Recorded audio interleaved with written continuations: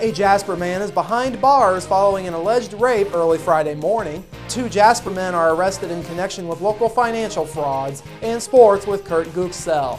Those stories and much more are coming up next here on 18 WJTS News.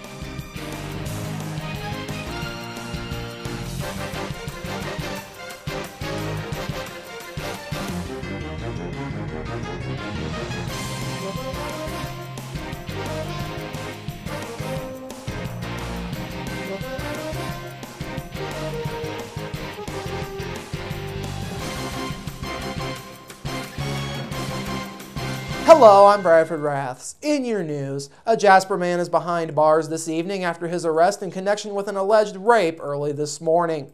The Dubois County Sheriff's Department says 2 females were in a car that sustained a flat tire just after 1 a.m. Friday morning along Celestine Road North. Police say the women had started walking away from the broken down vehicle when a pickup truck pulling a turkey loading trailer arrived on the scene. In the truck was 24-year-old Servando Escobedo and 3 other men who stopped to help. A sheriff's detective said Escobedo and another man got out of the truck to help. While the other man began changing the tire, Escobedo allegedly took one of the women behind the trailer and sexually assaulted her. Police say the women, who drove away once the tire was changed, later described the truck and the men to police, who located the men at a turkey farm west of Celestine. All 4 men were brought in for questioning, but 3 of them were released after telling police they had no knowledge that the assault had taken place. Escobedo was arrested and booked into the Dubois County Security Center just after 7 a.m. Friday morning on a Class B felony count of rape and a misdemeanor count of possessing a false government identification. A pair of Jasper men were arrested Thursday on Class C felony counts of check fraud and fraud on a financial institution, as well as a Class D felony count of check deception. Officers with the Jasper Police Department, the Bureau of Alcohol, Tobacco, and Firearms, and the U.S. Marshals Service arrested 22-year-old Sean Smith, also known as Sean Kenningham, and 20-year-old David Slayton at the Le Mergeau Hotel in Evansville. The arrests are a result of an investigation that alleges Smith and Slayton used fraudulent checks and checking accounts to purchase vehicles at Ubelor & Sons Chevrolet in Jasper and attempted to gain cash at various banks in Huntingburg and Jasper. The 2 vehicles involved in the Ubelor & Sons scam were a 2011 Chevrolet Avalanche and a 2012 Chevrolet Malibu.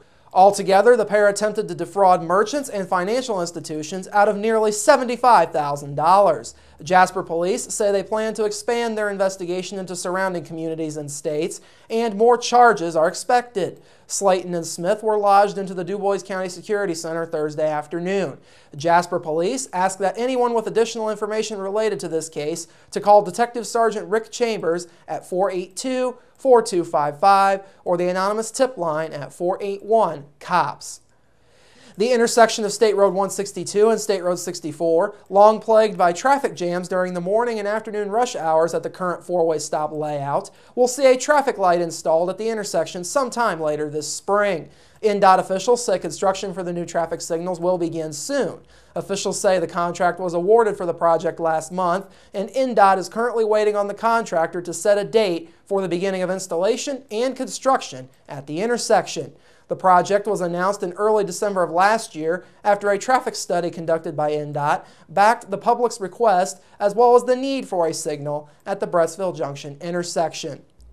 Officials in Tell City have made plans to demolish several eyesore structures across the city. There are a total of 15 properties across the city, as identified by Tell City officials, that could be demolished by the end of this year. As a way to address the issue, the city has given the owners of the properties 60 days to present a plan to either tear down or renovate their properties at special hearings. City officials say if nothing is done in 60 days, the city will begin demolition of the properties. Tell City Mayor Barbara Ewing says she believes that removing the eyesores will boost pride, and the plan couldn't come at a better time as they look to attract new businesses to Tell City. City officials say they hope to have the demolition or renovation processes for the various properties underway on each property by the end of this year. Dubois County Sheriff Donnie Lampert has announced plans for the 34th Annual Indiana Sheriff's Association's Youth Leadership Camp for this year. There will be 2 camp sessions held across the state this year. The first session is scheduled to be held June 11th through the 14th at Pine Creek Camp in Pine Village in Warren County for the northern part of the state.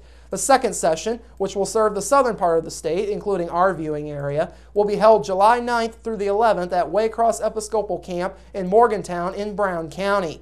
The Indiana Sheriff's Association's Youth Leadership Camp is a program provided through the Indiana Sheriff's Association that is designed for boys and girls in the 7th and 8th grades that are interested in law enforcement as a potential career.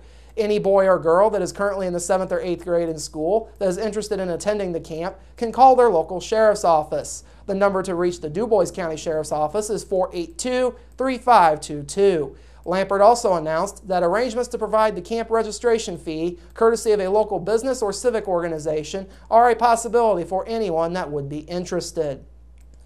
The Green Room Rockers will be returning to DuBois County tomorrow as part of a Ferdinand Folkfest fundraiser. The group will perform at 8 p.m. tomorrow evening at the Gaslight on historic 4th Street in Huntingburg. Former Forest Park student Perry Clark is the drummer for the Green Room Rockers. Ferdinand Town Manager Mark Stedzik says the group are friends of the Ferdinand Folk Festival and their help is once again much appreciated. The band performed on the main stage during the 2011 Ferdinand Folk Festival, as well as at a fundraiser for the fest last winter.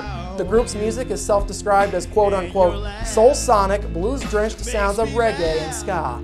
Tickets are $10 and can be purchased at the Ferdinand Town Hall, as well as at the Gaslight in Huntingburg. Those with questions can contact Mark Stedzik by the ways listed on your screen. Seating for the event is limited to 150 people. Tomorrow morning, the Vincennes University Jasper campus will be holding commencement ceremonies for students that are eligible to graduate. This year marks the first year that VUJC will have 2 graduation ceremonies. The first ceremony is set for 10 a.m. tomorrow morning, and the second ceremony is set to begin at noon. VUJC Director of Student Services Jessica DiLorenzo says the graduation of this class marks the end of a successful journey at VUJC for the students. What stands out about this class is that they're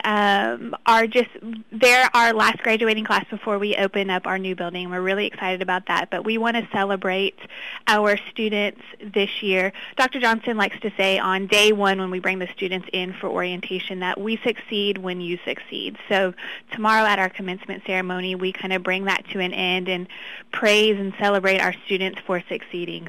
196 total degrees are set to be conferred during commencement tomorrow, including 15 bachelor's degrees. The Indiana Department of Transportation announces that State Road 261 near Boonville will be closing to repair a railroad crossing. On Monday, May 13th, crews will close State Road 261 from the junction of State Road 62 to the junction of State Road 66. The crossing being repaired is half a mile south of State Road 62.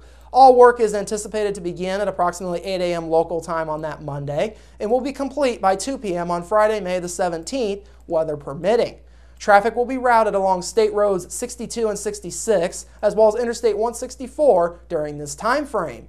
INDOT encourages motorists to slow down and pay special attention when traveling in work zones all across the state. Friday, Holy Family Catholic School began the pickup process for its end-of-the-year flower sale. The sale marks the final fundraiser of the school year for Holy Family Catholic School. Julie Ferguson, who sits on the council at Holy Family Catholic School and has a son, Logan, who attends the school, spoke about the importance of the fundraiser for the school. Well, since Holy Family School is a Catholic school, we have to do a lot of funding on our own with our budget. And so you have to figure out creative ways that people would be willing to give, and also fun things that people don't mind buying. And everybody loves flowers. So it's kind of an idea they had quite a few years ago to do.